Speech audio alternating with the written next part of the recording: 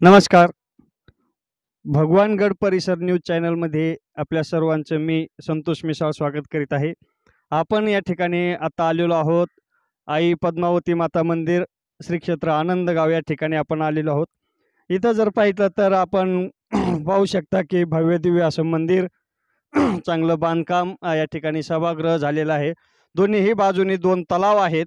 असं भव्य-दिव्य असं या ठिकाणी आपण या देवीवरती रम्य वातावरण पाहत आहात आणि अशा रम्य वातावरणामध्ये आल्याच्या नंतर आपल्याला या ठिकाणी हरिभक्तपरायण, ज्यांचं महाराष्ट्रामध्ये नाव आहे, भागवताचार्य हरिभक्तपरायण नवनाथजी महाराज बडे शास्त्री या ठिकाणी आलेले आहेत. आपण काही या ठिकाणी त्यांना थोडीशी आपण त्यांची या ठिकाणी मुलाखत घेणार आहोत. तर नमस्कार महाराज, रामकृष्ण हरी. आपण या ठिकाणी आलात त्याबद्दल चॅनलच्या वतीने मी आपल्या या ठिकाणी मनापासून आभार मानतो. तर मी तुम्हाला काही प्रश्न विचारणार आहे की जे तुमच्या जीवनचरित्रावर आधारित आहेत. मग मला सुरुवातीचा मी असा तुम्हाला एक प्रश्न करतो की समजा तुम्ही ह्या क्षेत्रामध्ये उतरले, पण ह्या क्षेत्रात येण्याच्या अगोदर समजा तुमच्या गावामध्ये किंवा तुमच्या घरामध्ये काही धार्मिक परंपरा होती का? रामकृष्ण हरी. मी नवनाथ बडे. माझं मूळ गाव पाथर्डी तालुक्यात वडगाव आहे आणि सध्या वास्तव्याला मी बीड जिल्ह्यामध्ये शिरूर कासारला आहे. तुम्ही जो प्रश्न विचारला महाराज, पूर्वीची परंपरा आमच्या पूर्ण घराण्यामध्ये सर्व माळकरीच आहेत आणि माझ्या वडिलाची मिराशिगा देवा या नियमाप्रमाणे आम्हाला आमच्या गावाला फार मोठी परंपरा आहे. कारण श्री संत सद्गुरू वामनभाऊ महाराज गहिनाथगडाचे महंत हे 14 वर्ष आमच्या गावात राहिलेले आहेत आणि आमच्या गावावरती भाऊंचा एक विशेष आशीर्वाद आहे. म्हणून आमच्या गावामध्ये फार मोठी परंपरा आहे आणि त्या परंपरेचे आम्ही वारस आहोत.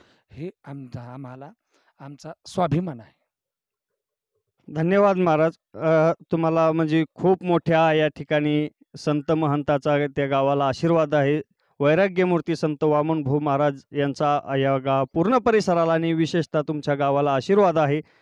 पण महाराज मला एक सांगा, ज्यावेळेस समजा तुम्ही या क्षेत्रात शिकायच्या अगोदर म्हणजे मुळात तुम्हाला आवड निर्माण होते का? समजा तुमच्या मनात ती आवड निर्माण झाली का? कोणी समजा तुम्हाला ही दिशा दाखवली? खरं तर आमच्या गावामध्ये पूर्वीपासूनच हरिपाठ आणि धार्मिक कार्यक्रम हे नेहमीच होत असत. मी 4थीला असताना मला आजही आठवतं की 26 जानेवारी आणि 15 ऑगस्ट या वेळेला मी अजिंक्य भारत अजिंक्य जनता हे गाणं घेतलं होतं.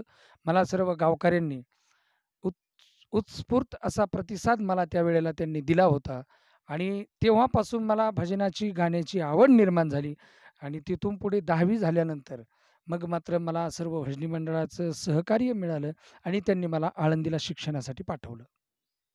म्हणजे एकंदरीतच जर पाहिलं तर गावकऱ्याचे या ठिकाणी आपल्याला भरपूर प्रतिसाद आहे आणि प्रेमही आपल्या ठिकाणी आहे. पण महाराज मला सांगा, मग तुम्ही त्यावेळेस आळंदीला गेले, मग त्यावेळेस आळंदीमधल्या परिस्थिती, तुमची घरची परिस्थिती या ठिकाणी तुम्ही सांगू शकाल? मी 10वी नंतर आळंदीला घरी न सांगता गेलो होतो आणि आळंदीत गेल्यानंतर आमच्या गावामधील तशी परंपरा पाहिली तर आमची फार मोठी आहे. भाऊंच्या नंतर हरिभक्तपरायण गोरक्ष बाबा, त्यानंतर पुंडलिक महाराज, आसाराम महाराज बडे, उत्तम महाराज बडे, आचार्य स्वामी गणेशानंद आबादेव महाराज ढाकणे, शिवाजी महाराज गराड अशी दिग्गज मंडळी आमच्या गावामध्ये आहेत, महाराज मंडळी.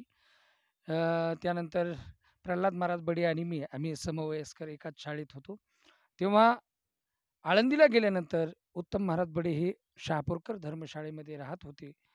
तर आळंदीत गेल्यानंतर मला राहण्यासाठी जागा त्यांनी उपलब्ध करून दिली आणि माझ्या शिक्षणामध्ये त्यांनी मला अत्यंत मोलाचं सहकार्य केलेलं आहे. धन्यवाद महाराज. आपण जी मुलाखत देत आहात त्यात आम्ही समाधानी आहोत. पण स्टॉप करा.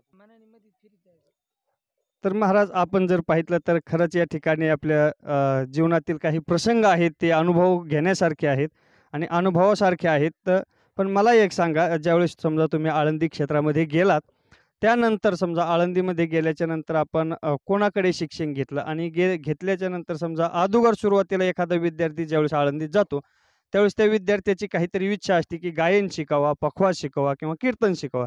मग याच्यामधून आपण समजा कोणचा तरी एखादा विषय अगोदर निवडला असेल ना? मी आळंदीत गेल्यानंतर सर्वात सुरुवातीला आमचे प्रल्हाद महाराज बडे हे मृदंग वाजवत होते. त्यामुळे मला सुरुवातीला मृदंग शिकण्याची इच्छा होती. मी हरिभक्तपरायण गुरुवर्य एकनाथ बाबा कोष्टी यांच्याकडे मृदंगासाठी शिक्षण घेण्यासाठी गेलो. 16 मात्रेच्या सरपटीपर्यंत मी मृदंग शिकलो आणि त्याचबरोबर गाणंही माझं मी चालू ठेवलं. त्या काळामध्ये हरिभक्तपरायण रमेश महाराजजी राणे यांच्याकडं मी संगीताच्या परीक्षा दिल्या. अच्छा, म्हणजे गायन क्षेत्रामध्ये आपण पूर्ण तत्पर झालेलाच आहात आणि खूप सुंदर आम्हीही तुमच्या काही चाली ऐकलेल्या आहेत. खूप सुंदर या ठिकाणी आपण समाजामध्ये एक नवीन गायकाला कसं या ठिकाणी चाली असाव्यात किंवा कसं गायन करावं हे आपण आपल्या चालीमधून किंवा गायनामधून आम्ही ऐकतच आहोत आणि पाहतच आहेत. पण महाराज एक सांगा मला, ज्यावेळेस समजा तुम्ही आळंदी क्षेत्रात शिक्षण घेत असतात, त्यावेळेस मग तुम्ही स्वयंपाकाची तिथं या ठिकाणी जेवणाची अडचण असते. मग तुम्ही हाताने स्वयंपाक करून समजा तिथं दिवस काढलेले आहेत किंवा मधुकरीचा आपण काही म्हणजे लाभ घेतलेला आहे? त्या काळामध्ये बनवून खाण्याची अशी परिस्थिती नव्हती. त्या काळामध्ये मधुकरीशिवाय हा पर्याय नव्हता आणि ज्यांनी मधुकरीचं अन्न खाल्लंय त्यांनाच त्या मधुकरीचा अनुभव आहे. मला मधुकरी म्हणजे 150-200 घरच्या भाकरी किंवा 150-200 घरच्या भाज्या एकत्र जगातली कितीही सुगरणबाई असली तरी ती तशी भाजी बनवू शकत नाही, अशी त्या भाजीची एक वेगळी चव आहे. आणि मधुकरीचंच अन्न खाऊन त्या ठिकाणी शिक्षण घेतलेलं आहे. आता काही काळामध्ये दीपावलीच्या पिरियडमध्ये 1 महिनाभर मधुकरी बंद. आषाढी वारीला ज्यावेळेला पंढरपूरला दिंड्या निघतात त्यावेळेला मधुकरी बंद. मग अशा वेळेला फक्त त्या ठिकाणी प्रॉब्लेम निर्माण व्हायचा आणि मग अशा वेळेला जे काही जुने पहिले मधुकरीचे उरलेले शिळे तुकडे जे वाळू घातलेले आहेत त्या तुकड्यावरती मात्र दिवस काढावे लागत होते. जर एकंदरीत पाहितलं तर या ठिकाणी म्हणजे आळंदी क्षेत्रात गेल्याच्या नंतर त्या विद्यार्थ्याने मधुकरीचं अन्न एकदा का होईना सेवन करावा. कारण की माऊलीच्या दरबारामध्ये गेल्याच्या नंतर कोणताही मनुष्य उपाशी राहत नाही हे तर आपल्या सर्वांना ज्ञात आहे किंवा माहीत आहे. पण तरीसुद्धा जर ज्ञानाच्या पलीकडे जर किंवा ज्ञान आपल्याला आत्मसात ग्रहण करायचं असेल तर आपल्याला 4 घराची मधुकरी मागूनच खावा लागते. हे येत्या आळंदीचं वैशिष्ट्य आहे आणि या ठिकाणी आपण ते जोपासलेलं आहे. महाराज मला सांगा, आता सध्या तुम्ही पूर्ण महाराष्ट्रभर फिरत आहात. मग आळंदीत सुटल्याच्या नंतर किंवा आळंदीमध्येच असताना आपण समजा कार्यक्रमाला कधी सुरुवात केलेली आहे? मी जवळ-जवळ 25 वर्ष झाले या क्षेत्रामध्ये आहे. कार्यक्रमही करत आहे आणि तेव्हापासून आजपर्यंत माऊली ज्ञानोबरायांच्या कृपेनं माऊलींच्या दरबारात होतो तेव्हापासून कार्यक्रमाची सुरुवात आहे. तेव्हापासून आज तागायत एकही कार्यक्रमाची जी काही आपल्याला मानधन आहे, ते मानधन कधी ठरवलंही नाही आणि ठरवून कधी घेतलं नाही. जे देतात त्यामध्ये समाधान मानतो. ठीक आहे महाराज, आपण या ठिकाणी आपल्या माहिती सांगितलेली आहे, की समजा 25 वर्षापासून आपण या ठिकाणी कार्यरत आहात आणि जे समजा आपल्याला काही समजा ₹2 कार्यक्रमाचे समज देईल, तेच आपण या ठिकाणी घेऊन कार्यक्रम करत आहात. गेले 25 वर्षापासून आपण हे कार्यक्रम कार्यरत आहात किंवा कार्यक्रम करत आहात. त्याबद्दल आम्ही या चॅनलतर्फे आपले मनापासून मी आभार व्यक्त करतो आणि आपली ही जी मेहनत आहे, जी तुमची आत्तापर्यंतची जी मेहनत आहे, ही समाजापर्यंत पोहोचण्याचा आम्ही या ठिकाणी थोडासा प्रयत्न करीत आहोत. पण एकंदरीत महाराज मला सांगा, आता समाजामध्ये जर आताची जर सध्या परिस्थिती पाहितली, तर खूपच बिकट आहे आणि आपण म्हणता त्याप्रमाणे की समजा आपण रुपया न देता घेता समजा आपण कार्यक्रम करतो, लोक जे देतील त्याच्यातच आपण समाधानी आहोत. पण एकंदरीत आताची जर परिस्थिती पाहितली, तर काही महाराज मंडळी अशी आहे की समजा ठरवून जातात. याच्यावर काय आपण बोलू शकता का? नाही महाराज त्याच्यावर वक्तव्य करण्या इतपत मी मोठा नाही. मी एक संप्रदायाचा पाईक आहे. तो ज्याचा त्याचा प्रश्न आहे. ठीक आहे महाराज. याच्यातूनच आपल्याला समजून जातंय की समजा आपण या विषयावर बोलण्याचं टाळतो. कारण की सध्या महाराष्ट्रामध्ये एखादा जरी समजा शब्द जरी आपल्याकडून चुकीचा गेला तरी त्या माणसाला जास्तीत जास्त ट्रोल केलं जातं. पण ठीक आहे महाराज, आपण समजा आपले जीवनचरित्र या ठिकाणी आम्हाला समजा तुमच्या आयुष्यामध्ये घडलेल्या काही घटना आहेत त्या सांगितल्या.